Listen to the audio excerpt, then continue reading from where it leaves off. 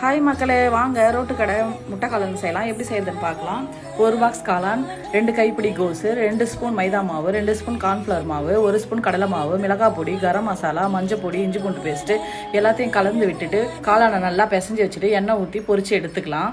இன்னொரு பேன் வச்சு எண்ணெய் ஊற்றி ஒரு வெங்காயம், கருவேப்பிலை, மஞ்சள் பொடி, மிளகு பொடி, கரம் மசாலா, மிளகாய் பொடி, tomato sauce 1 spoon, soya sauce 1 spoon, chilli sauce 1 spoon, தண்ணி எல்லாத்தையும் கலந்து விட்டுட்டு தட்டு போட்டு தேவையான உப்பு போட்டு மூடி கொதிக்க வைக்கலாம். இது கொதிச்சு நல்லா பச்சை வாசலாம் போன உடனே 1 ஸ்பூன் கார்ன்ஃப்ளவர் மாவு எடுத்து தண்ணியில் கலந்து இதில் ஊற்றி கொதிக்க வச்சா நல்லா கெட்டி பதத்துக்கு வந்துடும். இது இறக்கி வச்சுட்டு ஒரு பேன் வச்சு எண்ணெய் ஊற்றி முட்டையை உடச்சி ஊற்றி பெப்பர் போட்டு நல்லா கலரி விட்டுட்டு இது கூட பொரிச்சு வச்ச காளானையும் போட்டு கலரி விட்டுட்டு இந்த காளான் தண்ணி குழம்பு இது கூட சேர்த்துட்டு நறுக்கி வச்ச வெங்காயத்தையும் சேர்த்துட்டு கொத்தமல்லி சேர்த்துட்டு பொரிச்சு வச்ச காணையும் சேர்த்தா சூப்பராக ரோட்டு கடை முட்டை காளான் ரெடி ஆயிடுச்சு.